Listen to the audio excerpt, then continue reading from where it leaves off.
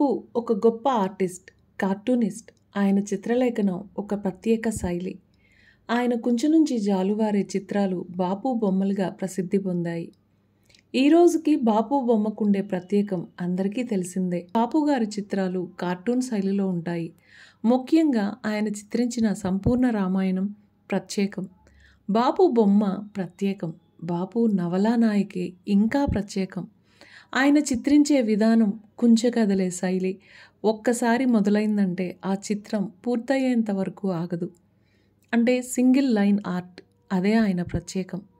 బాపు cinema direction చేసేటప్పుడు కూడా ఆయన చిత్రాలు వేసి ఒక సీన్ని ఎక్స్ప్లెయిన్ చేసేటప్పుడు ఈజీగా ఉండేదని ఆయనతో వర్క్ చేసిన ప్రతి ఆర్టిస్టు చెప్తారు.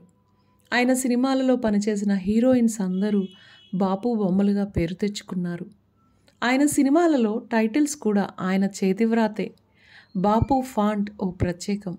ఆయన సినిమా డైరెక్షన్లో ప్రతి ఫ్రేమ్ ఓ అందమైన చిత్రంలా ఉంటుంది. బాపు గీసే చిత్రం కానీ తీసే సినిమా కానీ రాముడు ఊసు తప్పకుండా ఉండాల్సిందే. అంత పిచ్చి రాముడంటే ఆయనకి.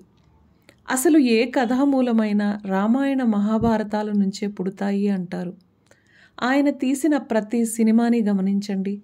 రామాయణంలోని వివిధ ఘట్టాల నుంచి కథని అల్లుకుపోతారు.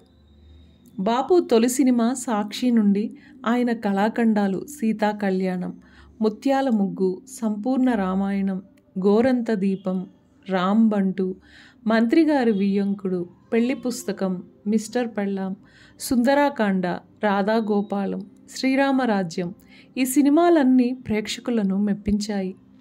ముల్లపూడి రమణ రచనలు, బాపు కాంబినేషన్ చిరస్మరణీయం. వీరిరువురు ప్రాణ స్నేహితులు. అంతకు మించి ప్రొఫెషనల్స్గా వ్యవహరించేవారు. ఆయన గీతలు ఎంత పాపులరో బుడుగు అనే కామెడీ కార్టూన్ బుక్ కూడా అంతే ప్రాముఖ్యం పొందింది.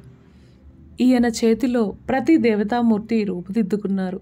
ఈ రోజుకి పెళ్లి పత్రికలలో ఈయన వేసిన ఆహ్వానం పలికే అమ్మాయిల బొమ్మలు, రాముల వారి కళ్యాణ చిత్రాలు వాడుతుంటారు. బాపు ఫాంట్ గురించి చెప్పనక్కర్లేదు. తెలుగు టైపింగ్లో ప్రత్యేకతను చూపాలి అనుకునేవారు బాపు ఫాంట్నే ఎంచుకుంటారు. ఇలా తన చేతి వ్రాతను ఫాంట్గా ఉపయోగించబడడం బాపుకు మాత్రమే దక్కిన గౌరవం. బాపు గురించి ఈ తరం పిల్లలు తప్పక తెలుసుకోవాలి. తన చిత్రాన్ని తనే గీసుకున్న చిత్రకారుడు. బాపు ఒక లెజెండ్. ఆ రోజుల్లోనే వ్యంగ్య చిత్రాలు, కామెడీ కార్టూన్లు పలు పేపర్ కామెడీ కాలమ్స్లో బాపు గీసిన చిత్రాలను ప్రచురించాయి. బాపు గీతలు జాతికి చక్కెలిగింతలు. ఆయన చిత్రాలు నవతరానికి సూచనలు. బాపు గీసిన చిత్రాలు, తీసిన సినిమాలు చరిత్ర ఉన్నంతకాలం మనందరి మదిలో బాపు బొమ్మలుగా మెదులుతూనే ఉంటాయి.